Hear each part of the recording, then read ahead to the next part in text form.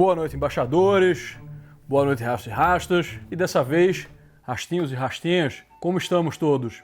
Hein? Tá todo mundo me vendo bem? Fale aí. Hoje a gente vai falar aqui sobre o Hobbit, certo? Vamos ter uma grande contação de histórias aqui. Quem não sabe o que é um Hobbit, quem sabe o que é um Hobbit, quem viu o filme, quem não leu o livro, quem não leu o livro e não viu o filme, não interessa, né? A gente vai falar aqui sobre o Hobbit hoje, ok? Então eu vou começar falando sobre o nosso querido personagem Bilbo. Bom, Bilbo e a sua jornada. A jornada que Bilbo vai entrar leva ele para fora de casa e vai fazer com que ele termine lá na montanha de Erebor, a montanha solitária, o antigo reino dos anões. Para quem não sabe, né, o Hobbit é uma criaturazinha pequenininha, não é isso? Quem conhece o Hobbit aí? Levanta a mão. Dedão também é dedo. Bom, então ele é uma criatura pequenininha, né, com os pezinhos peludos. E no caso de Bilbo, ele vem de duas famílias muito famosas, famílias bem renomadas no condado.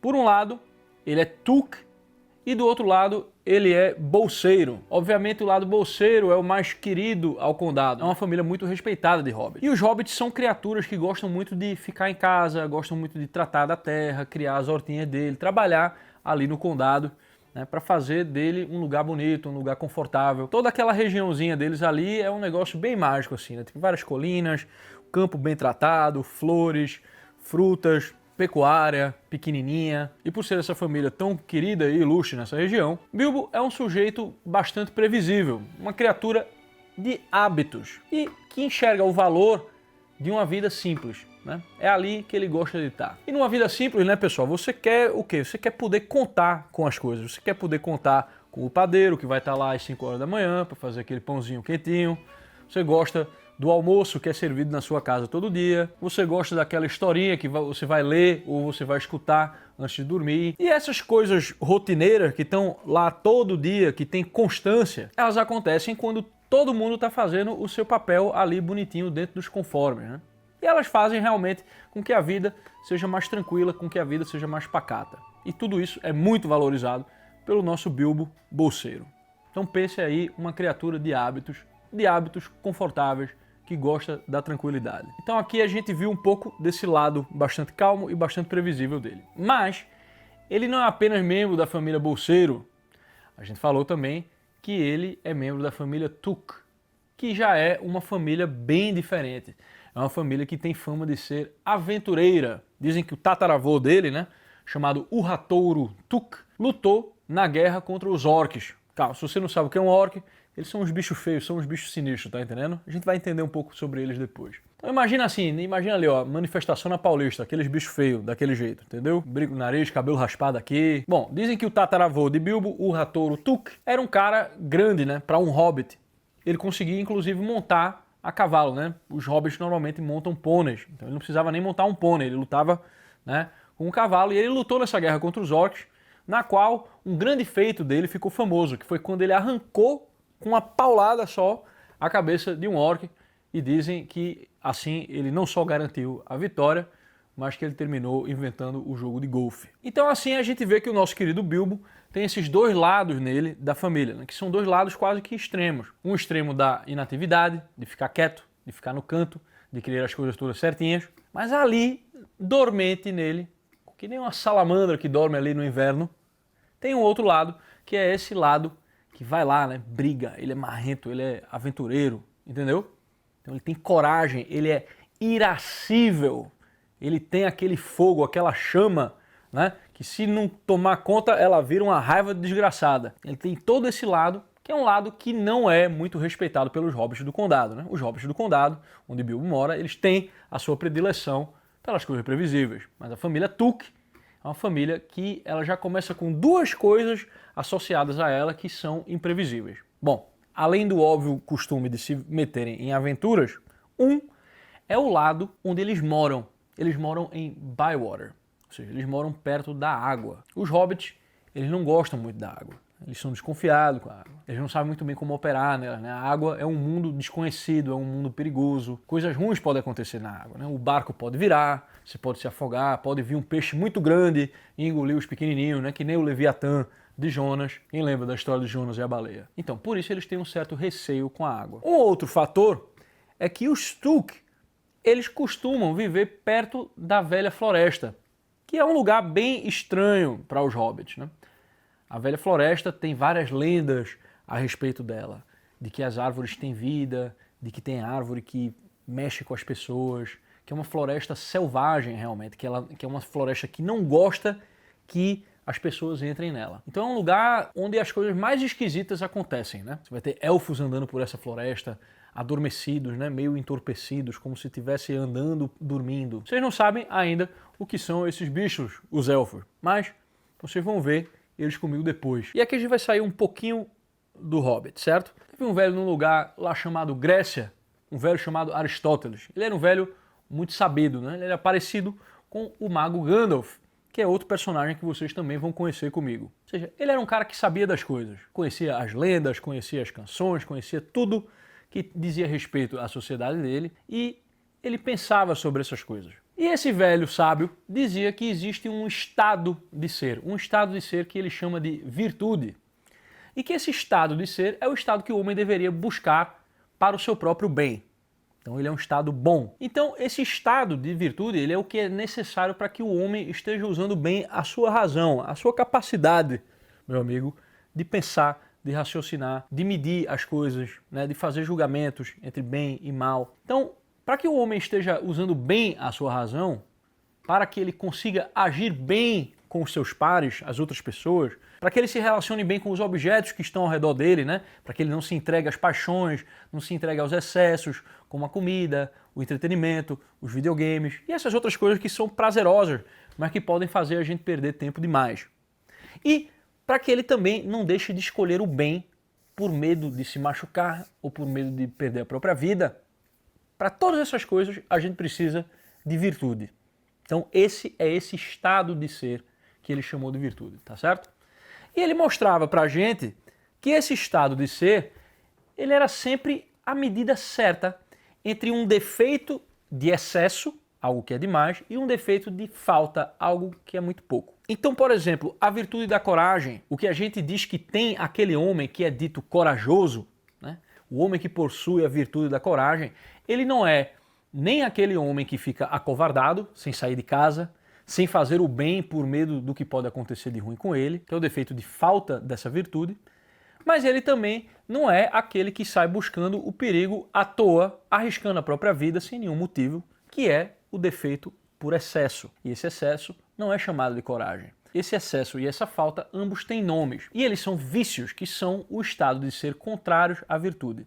O defeito por falta é um vício que a gente chama de covardia, né? Todo mundo conhece um covarde, pelo menos alguma vez na vida. E o defeito por excesso é o que a gente chama de temeridade. Sabe aquele cara valentão demais que vai lá e tipo mete a cara nos perigos sem pensar, né, no futuro, sem pensar em realmente o bem daquela ação que ele está procurando? Você, por exemplo, você não vai ser covarde e não vai deixar o seu amiguinho apanhar no colégio por medo de que você apanhe também, não é isso? Mas você não vai pegar e vai começar uma briga só para parecer um valentão desses. Então o que é necessário para você ser corajoso? É até engraçado, não é? Porque lembra que eu falei do que esse velho disse? Que a virtude é um estado de ser?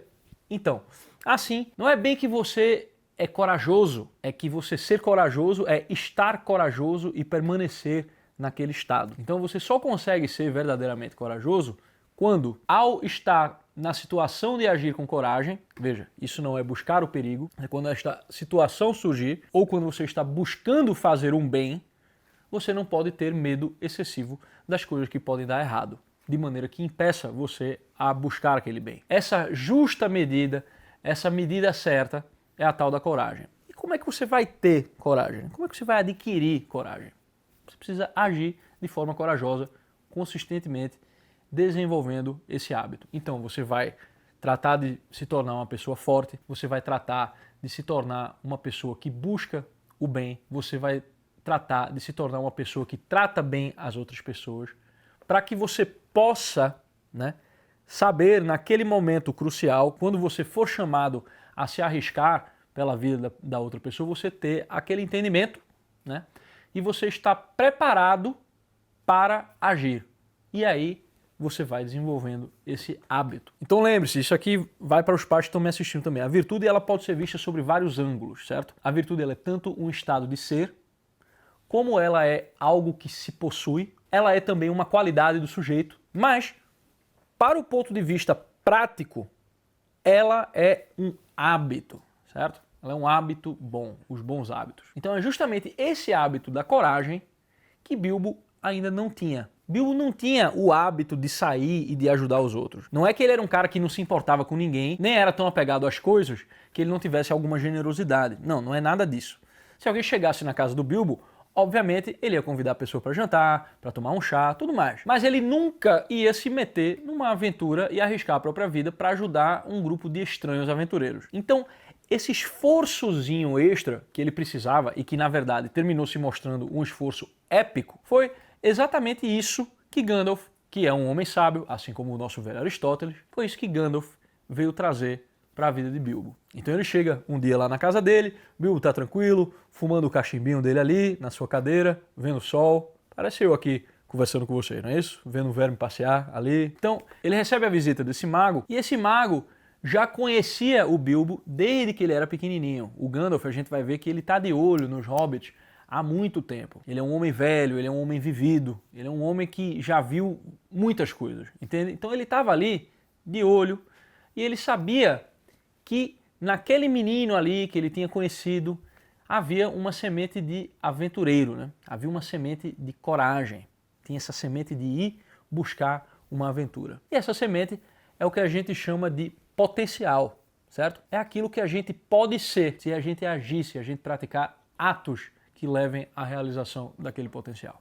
E foi assim que ele achou Bilbo. Veja, ele não encontrou um Bilbo aventureiro, ele encontrou Bilbo no estado de descanso dele, fumando cachimbo, pensando no jantar, não é isso? Ele dá um bom dia para Bilbo e aí rola toda uma conversa engraçada dos dois, né? Que Bilbo dá bom dia e o mago responde: como assim, bom dia? Você está dizendo que é um dia bom, quer eu queira ou não? Ou você está dizendo que essa é uma manhã particular para se estar bem? E aí o Bilbo olha para ele e diz, olha, é meio que tudo isso ao mesmo tempo, né? Se o Bilbo tivesse conhecido o Rastão, ele teria respondido com um sonoro sim. E é claro ali que o Gandalf está querendo conversar com ele. Ele é um mestre de trazer o diálogo para a situação e fazer o sujeito pensar. Eles começam a conversar e ele diz, olha, eu estou procurando alguém para ir em uma aventura comigo. E aí Bilbo diz, não, de forma alguma, né? Se você quiser, apareça amanhã aqui. O chá é depois das 4, viu? É, bom dia, mas ele está tentando se livrar do mago, né? E aí ele já vai voltando para casa, ele já fica logo com cara de medo, que ele não quer sair numa aventura, né? E aí o nosso mago, ele vai e simplesmente sem dizer nada, sem que o Bilbo saiba, o nosso mago vai lá e coloca uma runa. Uma runa que é tipo uma inscrição que você pode escrever com um machado, né? Ela é tipo uma letra, mas ela é feita com traços assim, sabe? Tipo um traço de uma faca, um traço de um machado.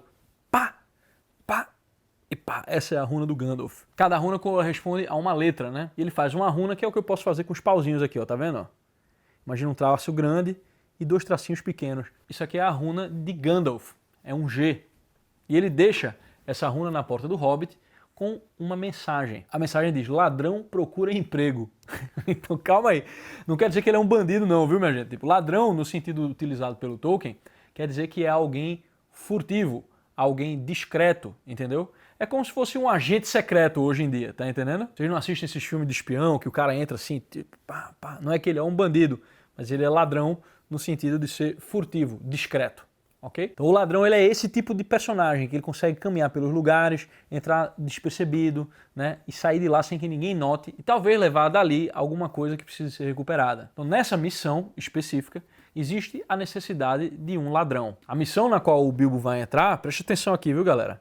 Essa é a grande missão dele. A missão que ele vai entrar é para ajudar um grupo de 13 anões liderados pelo rei deles, que é Thorin Oakenshield.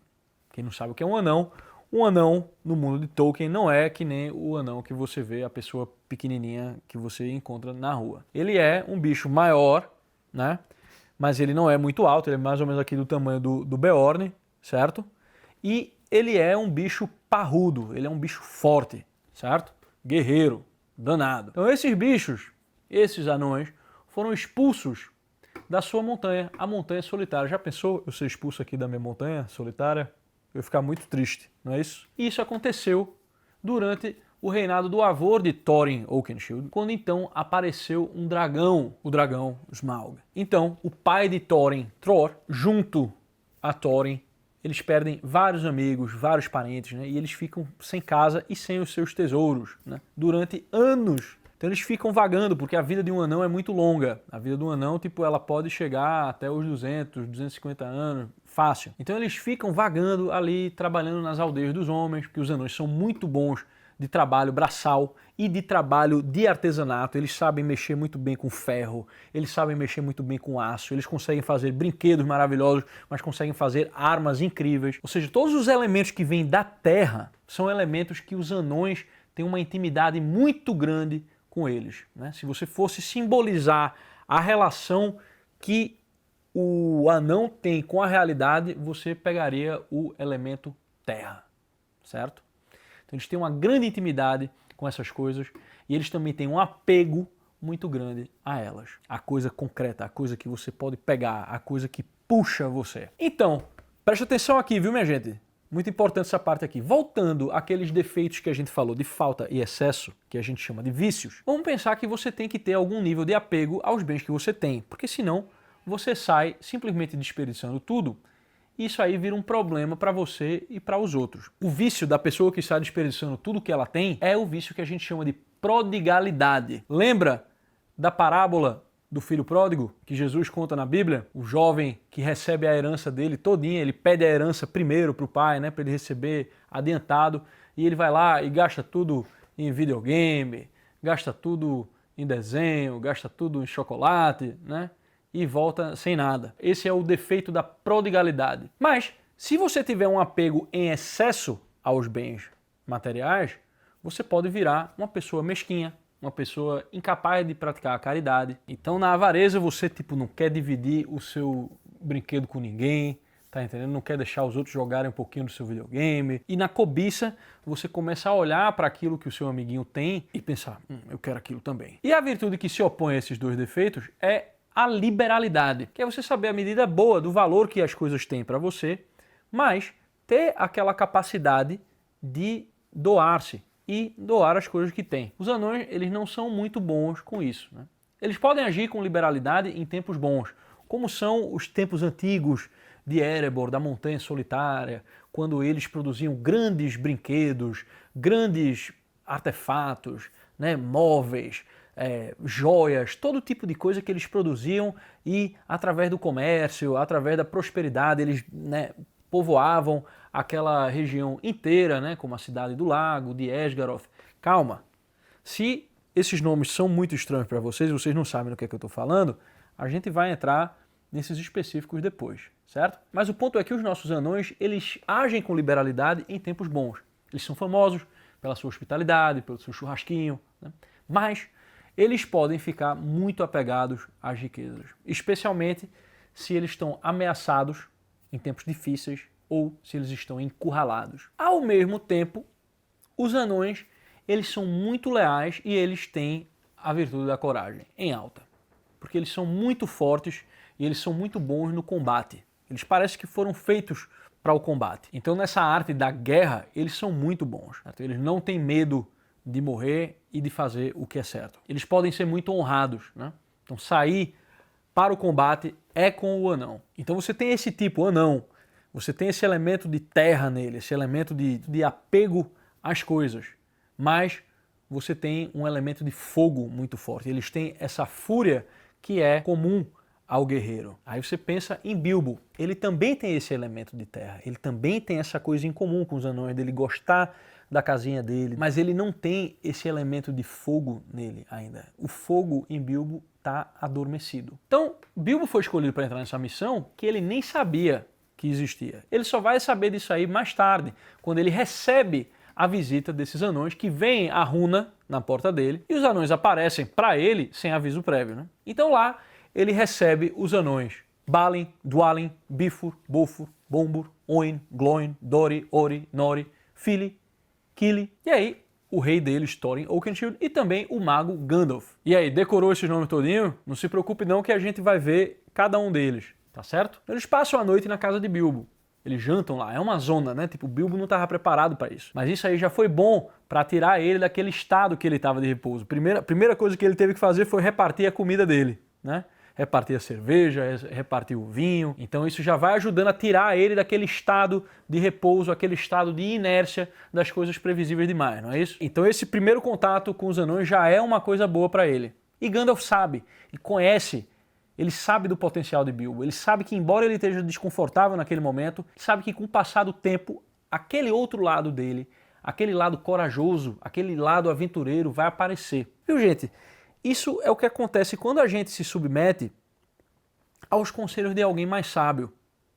É por isso que a gente obedece os pais da gente, é por isso que a gente obedece o professor da gente. Porque a gente sabe que, embora tenha certas coisas que são incômodas de fazer, a pessoa que está ali, que é mais sábia que a gente, está levando a gente por um caminho que ela sabe que a gente tem aquele potencial e ela vai ajudar a gente a trazer aquele potencial para a atualidade, para que ele se efetue realmente. Então, ele sabe que aquele hobbit, ele pode ser um grande aventureiro e ele pode ser de grande serventia para esses amigos. E não é só isso, porque coragem os anões têm de sobra, certo? Mas em Bilbo, Gandalf enxerga que tem também aquela temperança, sabe? Preste muita atenção aqui, viu, galera? Agora vai aparecer nele essa temperança, essa capacidade de saber moderar as coisas. Vai aparecer nele também uma generosidade com os outros, né? Uma generosidade típica da liberalidade, mas também típica de uma outra virtude que a gente chama de magnificência, que ela é um pedaço da coragem, ou da fortaleza, como dizem, né? A magnificência, ela diz respeito a como a gente consegue lidar com os bens materiais em situações de emergência, em situações de catástrofe. O homem magnificente, ele vai gerir esses recursos bem para poder tanto suprir as pessoas, como garantir que as pessoas tenham aquele suprimento, né? E que aquele suprimento e que aqueles bens materiais sejam usados para o bem. Então, é uma espécie de coragem você ter esse tipo de generosidade, esse tipo de presciência com as coisas, né? E os anões, às vezes, e principalmente nesse caso, porque eles foram roubados do seu tesouro pelo dragão, o Smaug, eles estão naquele estado muito afetado. Preste atenção nisso aqui também, certo? Eles ficam muito próximos do tesouro. Os anões ficam próximos do tesouro de uma maneira que nem é totalmente psicológica, não é só fruto da cabeça deles, mas ela não é física, eles não estão com o tesouro ali na mão. Esse tipo de proximidade, você fica muito apegado com algo que a gente chama de afeto, certo? Você quase sente o tesouro na sua mão, assim, né? Mesmo ele não estando lá, você pensa nele, assim, você lembra do toque do tesouro, do cheiro, você lembra do cheiro das moedas de ouro, tá entendendo? Isso aí é um afeto.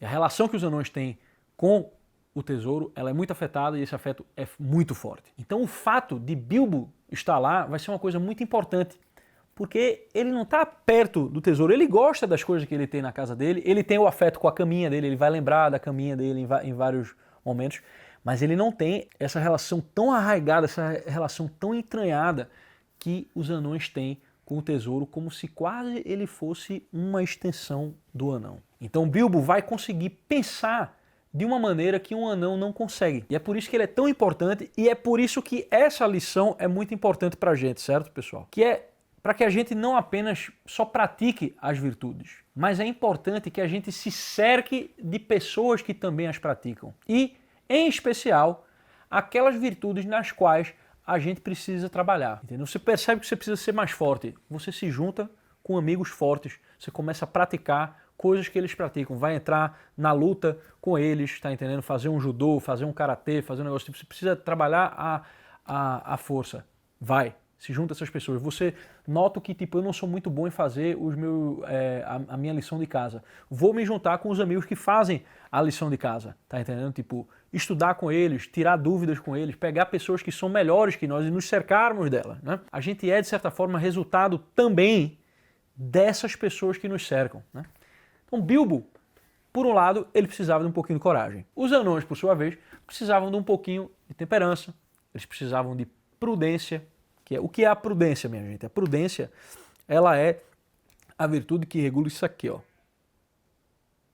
A nossa razão, certo? Quando você precisa parar para pensar, entendeu? Você está usando a prudência. Quando você toma o seu tempo necessário, por isso que a gente diz também que a prudência é um tipo de virtude que lida com o tempo. Quando você para pensar nos efeitos futuros daquilo que você vai cometer agora, os atos que você vai ter agora. Quando você pensa, né, volta no passado e vê os atos que você cometeu, que trouxeram você até aqui. E você procura ordenar essas coisas de maneira a ter um bom resultado, a buscar o bem, você está exercitando a prudência, certo? Então os anões precisavam dessa virtude também.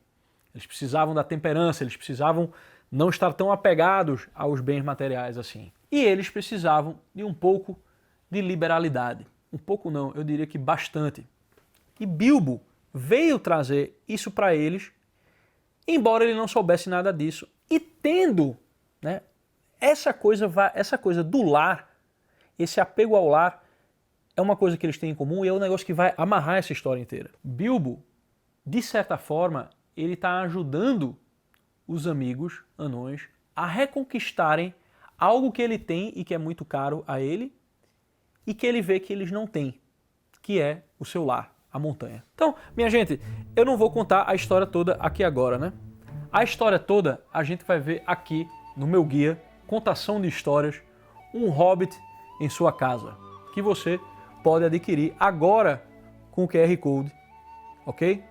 E nele a gente vai falar muito dessa história, a gente vai ver a história inteira, certo?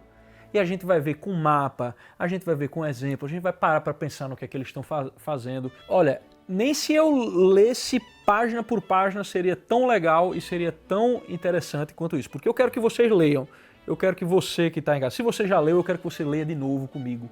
Certo? Se você nunca leu, eu quero que você leia comigo. Eu quero que você sente com seu pai, com a sua mãe, com seus irmãos, para assistir aqui o Rastão, tá certo?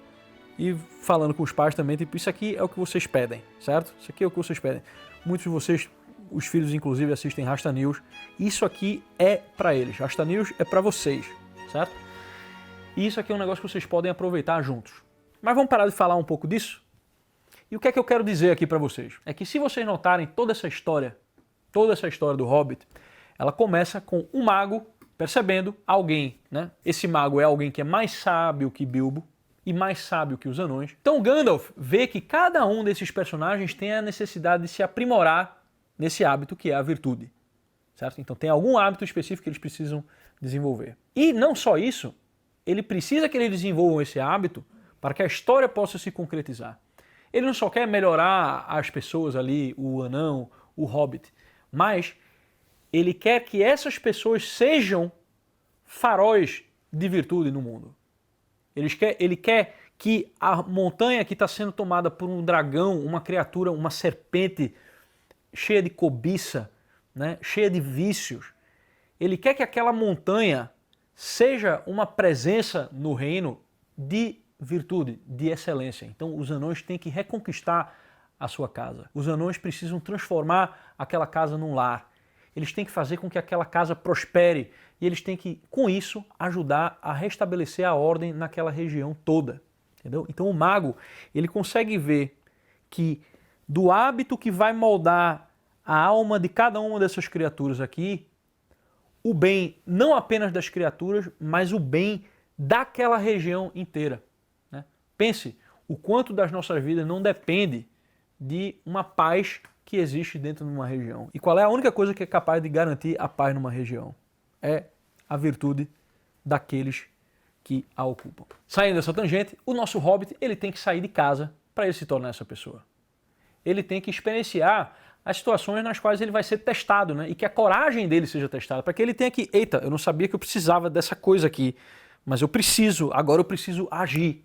Não é isso? Então ele precisa ter a oportunidade de agir com coragem, essa coragem precisa ser testada e ele precisa vencer. E no início, isso é muito legal dessa história, no início Bilbo não vence. Ele vai passando, ele passa pelos Trolls ali, ele passa pelas Montanhas Sombrias, e é uma série de derrotas ali, até que a coisa começa a mudar para ele. E aqui eu já tô contando um pouquinho mais da história, para você entender que vale muito a pena a gente viver essa história. Ali, nas Montanhas Sombrias, no encontro dele com a criatura Gollum, que a gente vai conversar sobre ela depois, o Hobbit vai ter uma virada de chave. E dali em diante, ele vai praticar mais e mais atos de coragem, e as outras virtudes vão entrar também, e a gente vai ver tudo isso operando nele e nos anões, aqui, o Rastão, vocês e a família de vocês. E agora eu vou me dirigir mais ao público adulto, certo? Então o pessoal que tá adulto aí, preste atenção, os pais que estão aqui, né? Não vai ter nada de impróprio para as crianças ouvirem, mas eu vou mudar a tônica da conversa um pouco, certo? Então a gente entendeu que virtude é um hábito, né, pelo qual a gente opera buscando realmente um bem, e esse hábito é bom, ou seja, ele consegue atingir este bem. Então você está sempre operando no mundo, você está sempre trabalhando o mundo. Você, agente, né? Você que tem um eu. Que eu é esse? Que eu é esse que o homem tem, né? O que é o ser humano? O ser humano, ele é, de acordo, né, com os medievais, a substância individual de natureza racional. Né? O que é que isso quer dizer pra gente? Quer dizer que a gente é um, em primeiro lugar, e que esse um é dotado dessa faculdade da razão, que é o que nos distingue dos animais, e nos distingue de tal maneira que a razão faz com que a gente consiga operar na realidade, pensando na maneira com que a gente se relaciona com os diversos objetos que a gente encontra nela. Sejam esses objetos materiais ou não, a gente não é orientado apenas pela matéria, certo? A gente é diferente de um gato que está ali e ele come a comida dele. Se você colocar mais comida, se ele não tiver com fome, ele vai deixar ali, se ele tiver com fome, ele come. É meio que causa e efeito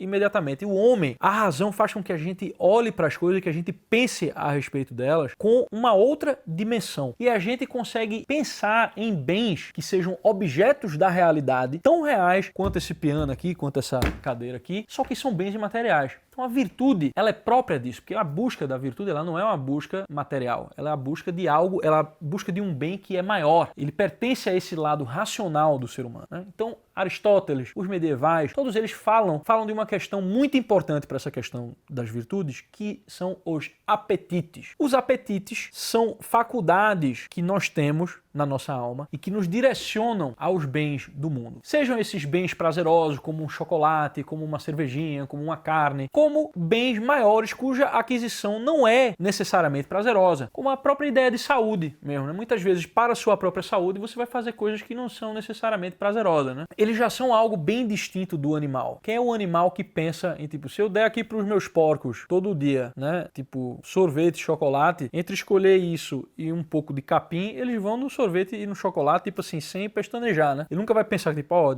no longo prazo pode ser que eu esteja doente, assim, né? O Piri, um dos nossos porcos aqui, vamos botar a foto do Piri hoje, antes e depois. O Piri agora e o Piri antes. Olha esse porco obeso aqui. Aqui o tamanho desse porco. Porque antes dele morar aqui, ele morava com uma família que alimentava ele com comida de cachorro. E comida de cachorro, pro porco, ela tem aquele cheiro de delícia, tá entendendo? Que não tem a comida não. Então ele comia aquilo assim, tipo, fervorosamente. E aqui a gente não dá comida de cachorro pra ele, a gente dá comida própria de porco. Às vezes ele recebe um agrado, recebe um pouco de comida, recebe uma bananinha, recebe umas coisas, mas aqui ele come o feno, ele come, né, um pouco de farelo, ele come a dieta balanceada pra ele. Por quê? Porque a gente que tem razão, a gente faz isso pra ele, que ele seria incapaz de fazer, né? A diferença da gente para um animal, até nessa coisa que a gente compartilha, que é o apetite pela comida, né, que faz parte desse apetite pelos bens do mundo, que é o apetite dito concupiscível, eles já são tão diferentes do animal que é um negócio impressionante. A diferença entre a ferocidade de um leão e a raiva de um homem é absurda, né? No leão, pô, a situação de ferocidade, né, tipo, saiu aquele macho dali, ou então acabou o confronto, tipo, ele volta ao normal, né? Já o homem pode manter a raiva no coração dele apenas com a força do pensamento dele, né? Até hoje eu tenho raiva de um cara que roubou meu macarrão em 2006. Faz sentido isso? Um porco jamais teria isso, né? Um leão jamais teria isso. Então a gente precisa prestar atenção nesses apetites, porque há neles, já que eles nos levam, nos atraem a essas coisas, nos direcionam a essas coisas, pra gente, a partir deles, usar a nossa vontade para dizer sim ou não a elas, esses apetites terão vícios e virtudes próprias associadas a eles. Por exemplo, né, a gente tem o apetite, que eu falei aqui, preste bastante atenção, tá, galera? Eu falei aqui do apetite chamado concupiscível, pelo qual a gente gosta das coisas que tem no mundo, né? Eu gosto de um chocolate, um cigarro, a cervejinha, né? Isso é o apetite concupiscível que me movimenta a ele. Esses bens do mundo são mediados através dele. Aí, obviamente, a gente tem a nossa vontade, né, no centro de tudo, que tem a possibilidade, a liberdade de dizer não ou sim para o que esses apetites estão mostrando pra gente, para o que eles estão exercendo de força de atração na gente. E aí, nesse uso da vontade, não ou sim, de acordo com o alinhamento dessa vontade com uma reta razão, ou seja, aquela capacidade de colocar em perspectiva no tempo a realidade, a gente pode dizer que ao exercer as nossas escolhas e praticar os nossos atos, a gente é virtuoso ou não, certo? Então é óbvio para todo mundo. Mas aí tem um negócio chamado direção. Tem gente que age no mundo e age até de forma boa, mas a pessoa não sabe que está agindo de forma boa. Então qual que é o problema disso daí? Em si, né, para as nossas vidas, né, essas pessoas não são um problema, mas para nós que estamos buscando ter consciência das nossas ações, o homem realizado é um homem autoconsciente, né? É um homem que conhece a si mesmo. O problema por trás disso é que a coisa vira meio mecânica. E embora ela funcione para as pessoas, a pessoa tipo age ali, né, de acordo com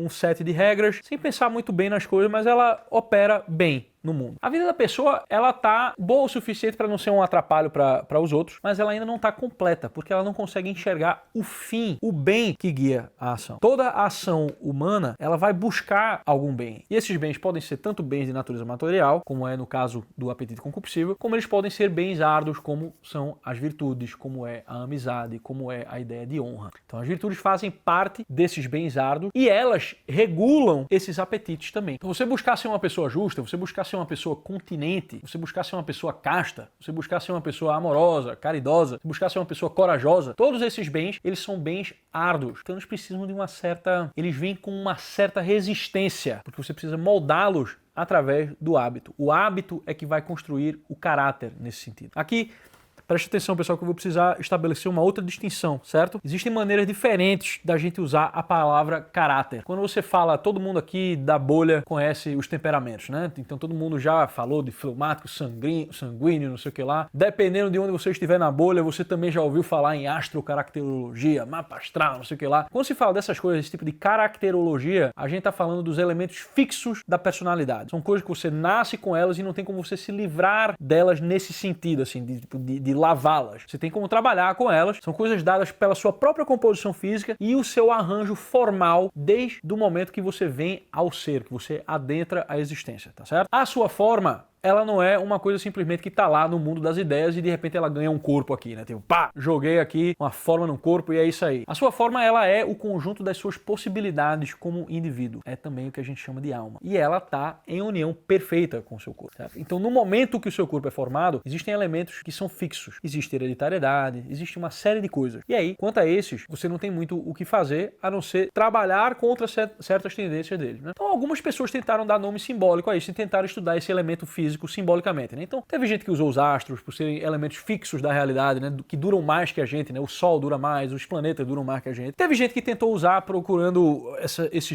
uma ideia de fluidos que circulam dentro do homem, que é a noção dos temperamentos, não é isso? Que tem a ver também com os elementos, né? Tipo a terra, o fogo, a água e o ar. E, obviamente, essa conversa, ela degringola. Calma, quem tiver aqui reclamando que eu tô falando o Racha tá falando de signo, tá falando de temperamento, não sei o que lá. Calma, certo? Por quê? Qual que é o problema dessa conversa? Ela degringola rapidamente. Então, o objetivo do Rastão aqui não é tratar desses assuntos. Não é fazer nenhuma apologia, nem nenhuma crítica a qualquer uma dessas práticas, ok? Elas podem funcionar, elas podem não funcionar, dependendo de como faz, dependendo de quem faz. Então eu tô falando aqui com adultos, certo? Gente grandinha, que não precisa ter medo das coisas, tá bom? Eu só tô falando disso daqui para dizer que existe esse sentido que a gente pode usar para a palavra caráter para designar esses elementos fixos que estão aqui conosco. Então, nessa visão, não faz muito sentido a gente falar de hábito. O hábito não vai modificar esse caráter. Então, quando eu estou falando de caráter, aqui eu estou falando de uma outra coisa. Eu estou falando de algo que é moldável no ser humano, mas que ao mesmo tempo ele tem uma certa estabilidade. Ele não é algo que simplesmente se esvai pelo ar ao primeiro momento, entendeu? Ele tem uma certa estabilidade de maneira a ser reconhecível tanto pela autoconsciência, o eu que olha para si mesmo e se analisa, quanto pelos outros. Na ética de Aristóteles, Aristóteles faz, inclusive, essa brincadeira com as duas palavras. O ethos da ética e o ethos com a flexão, né? Que um significa o caráter e o outro significa o hábito. E a ética, ela tem a ver com o hábito, que ela é a ciência que lida com a felicidade humana através das virtudes. Então, ela tem a ver com a prática repetida e consistente de boas ações. Quando Platão ficava ali discutindo o que é a virtude, qual que é a natureza dela e tal, Aristóteles diz, olha, não é o meu objetivo ficar aqui entrando nessas grandes discussões, não. Meu objetivo aqui é uma coisa muito prática. Então, comigo também, certo?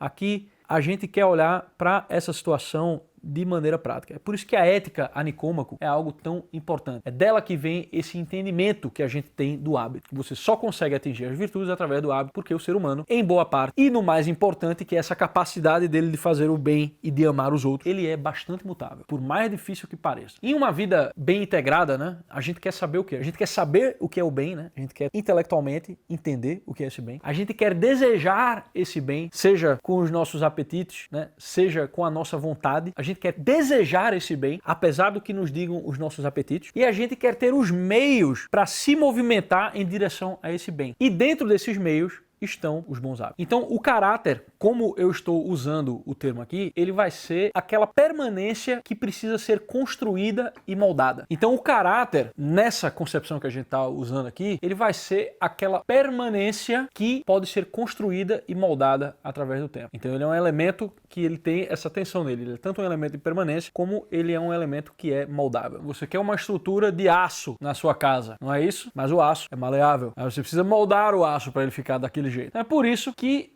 a educação das crianças é tão importante, porque de pequeno é que você vai aprender e desenvolver os hábitos. E quanto mais cedo você aprende e permanece neles, mais difícil é sair deles. Quantas pessoas passaram a infância desregrado e aí depois de adulto, meu amigo? Eu conheço muito bem esse arco de personagem, né? Depois de adulto, o cara meio que intelectualmente percebe que, eita pau, essas coisas que eu fazia na infância, tudo errado, eu preciso ajeitar agora. E aí, meu amigo, o cara tem que lutar contra velhos hábitos deletérios que se estabeleceram há muito tempo. Eu conheço várias pessoas que fizeram isso aí, né? Mas a gente sabe como é difícil depois de adulto fazer isso. Então imagine aí, e por isso que é tão legal essa nossa história, imagine o nosso Hobbit, que tinha 50 anos quando saiu de casa. O que seria o equivalente em termos de expectativa de maturidade, assim, certo? Seria o equivalente a uns 30 anos nos dias de hoje e a uns 20 anos na época dos nossos pais e dos nossos avós, né? Então se você olhar para a história do Hobbit, você vai ver a verdade do hábito como construtor de caráter. Bilbo, né, através dessa vivência de performar atos de coragem, de benevolência, ele vai se tornar um indivíduo importante e corajoso, e ele vai encontrar o seu propósito na história, aquele bem que você precisa atingir e que você é capaz de reconhecer intelectualmente. E como esses hábitos vão se estabelecendo com Bilbo? Ele tem a inspiração do exemplo, ele é exposto a indivíduos notáveis em virtude. Tem ali 13 anões ao redor dele que tem coragem de sobra. Ele tem o mago, indivíduos que têm conhecimento, que têm cultura, que realmente é o caso de Gandalf, né? Que tem também Elrond, o grande mestre de Valfenda,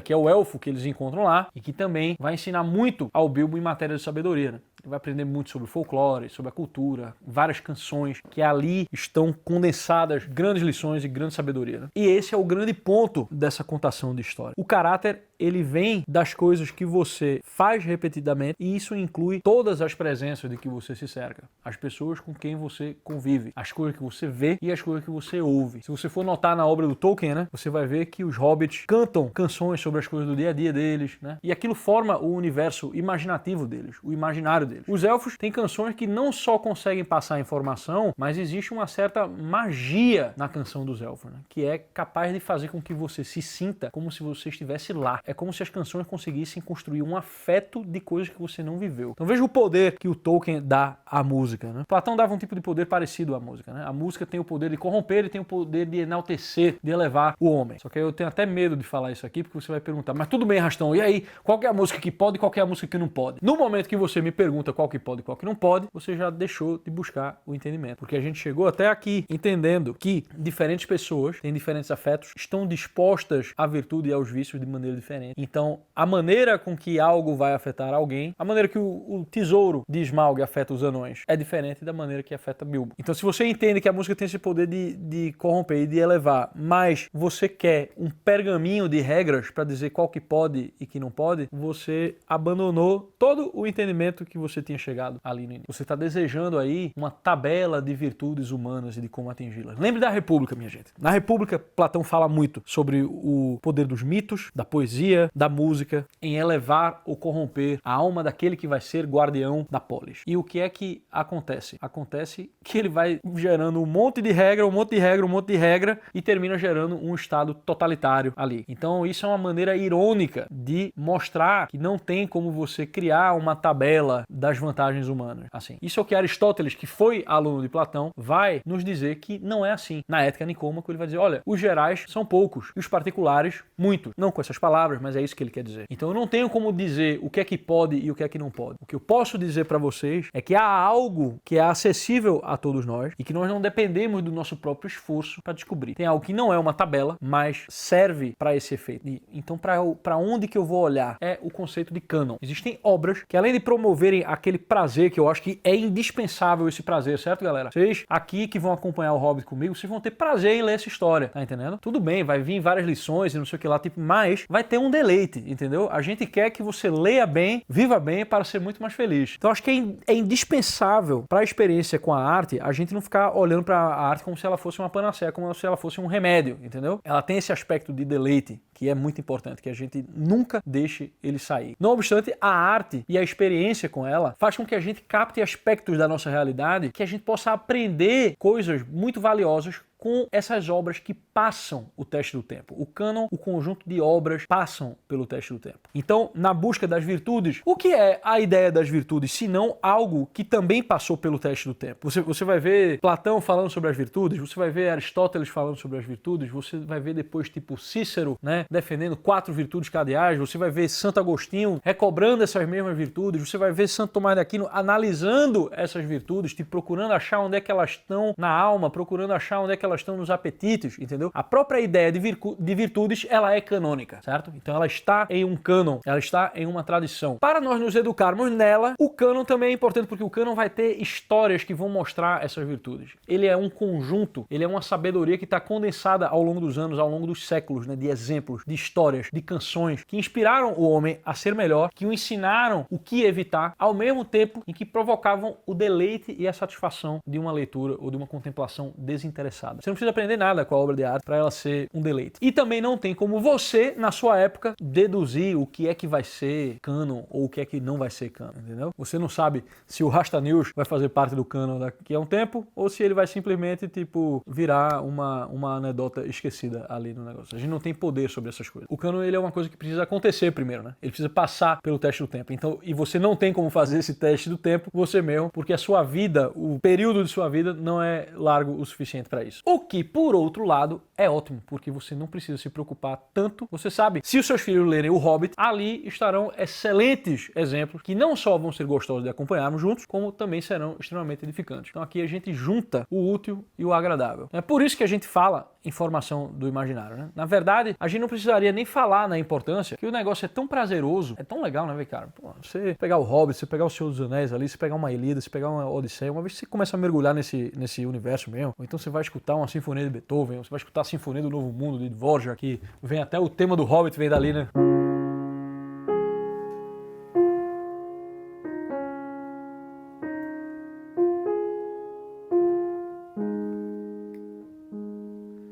Né? Uma vida com experiência com as artes, você nunca vai ter um momento de tédio mesmo. É como se tudo ficasse mais vivo, tá entendendo? A vida real fica mais real. E você, de quebra, ainda pode melhorar. Eu digo isso porque tem uma neura muito grande hoje com esse negócio de cultura, né? Como se fosse um remédio amargo que a gente tem que tomar e não sei o que lá. Tá aqui o Hobbit. Ele não é nem um pouco amargo, galera. Ele é ótimo. Então eu tô aqui pra ajudar a pegar uma obra aparentemente simples como o Hobbit, né? E garantir, com o melhor dos meus esforços, que ela faça uma diferença realmente na sua vida, né? De maneira que você consiga não só notar, né, inteligir esses exemplos, mas que eles tragam a diferença para a sua vida e a vida das outras pessoas. Porque você mudando e você sendo esse agente de mudança, você vai ser uma dessas presenças que melhora a vida das pessoas. Assim como Bilbo, desenvolvendo suas virtudes, foi uma presença boa junto dos anões, a presença dos anões foi boa para Bilbo, a presença de Gandalf foi boa para Bilbo, para os anões, para todo mundo. Então eu não estou falando aqui de um proselitismo não, tá, minha gente? Não é para sair fazendo pregação de alta cultura, de religião pra galera, não. Não é para encher o saco saco de ninguém, mas é que a sua própria presença, assim como a presença desses grandes personagens, ela provoca uma mudança na percepção das pessoas. E pela convivência, nos hábitos daqueles personagens que a gente já viu, você pode também ser uma presença dessa na vida das pessoas. Uma presença dessa na vida dos seus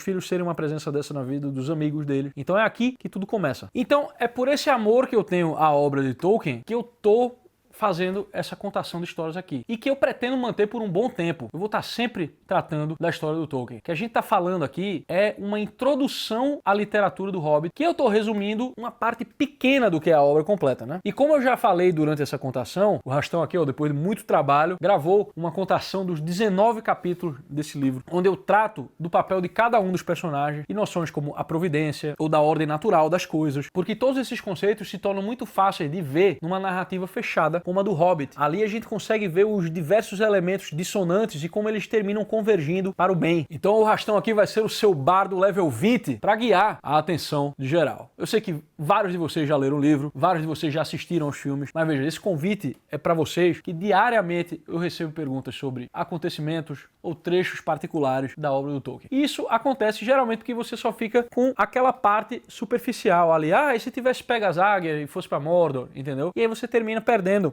muito do que é o tesouro que está ali em Tolkien. Precisa que você vá várias vezes e leia várias vezes, que nem eu faço todo ano, né? Então eu tô abrindo a turma do Hobbit aqui pra galera, tá certo? O Hobbit em sua casa. Então, pessoal, presta bastante atenção aqui, tá certo? Os 50 primeiros de vocês que entrarem pra essa turma do Hobbit vão ganhar o livro em casa, mais os bônus que temos com uma aula do professor Diego Reis, minha live com o Rafael Broadbeck e você terá acesso à minha lista, certo? Para que você saiba de antemão dos meus próximos lançamentos e as nossas condições especiais, certo? Então, produção, pode soltar na tela aqui, ó, o QR Code, certo? Os 50 primeiros vão levar o livro do Hobbit, certo? Vai receber aí na sua casa. Então aproveita aí, pessoal, a turma tá aberta, tá aqui o QR Code, preço top, tipo 455, pode dividir em 12 vezes, isso aí é uma pizza por mês, tá entendendo? Que em vez de tu virar esse saco de gordura, esse saco de pelanca aí, férias de julho estão chegando aí. Pode botar a criançada para assistir o Rastão sem se preocupar com linguagem. Tem musiquinha, tem imagem, tem mapas, tem o Beorn conversando comigo.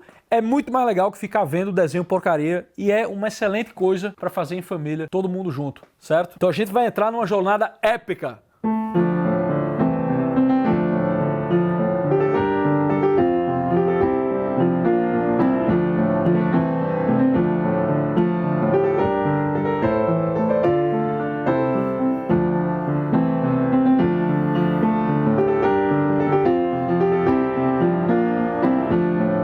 O tempo acabando.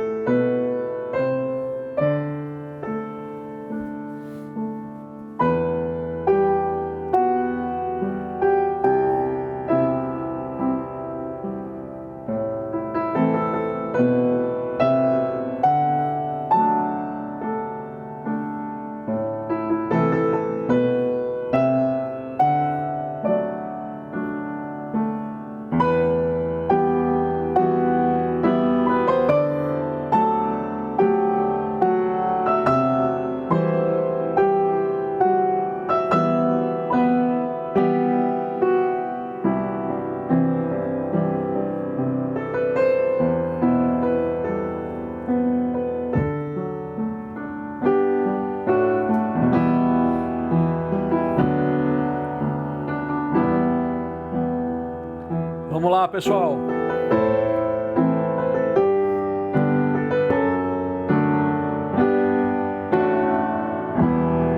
Estou recebendo aqui as perguntas que vocês estão mandando. Como eu recebo acesso ao conteúdo? É o seguinte, na noite do solstício de verão, você espere a lua, certo? E você tenha ali uma tábua de Mithril, para que a lua bata na tábua de Mithril e aí ela ilumine a tábua de Mithril. Vai passar um Nazgûl voando e ele vai deixar ali, ó, tipo, o livro e um pergaminho mágico onde você vai ver o meu curso. Não, galera, ó, assim que terminar a compra, você vai receber o acesso à área dos alunos pelo e-mail preenchido lá na hora da venda. venda, certo? Os Oompa Loompas vão levar vocês até o mundo do Hobbit, não se preocupem. Tenho quanto tempo de acesso? Você tem 1 ano para assistir o conteúdo, quantas vezes quiser. E se você quiser renovar depois, existem condições para isso. Só que assim, né? Dá para você assistir tudo hoje, se você quiser.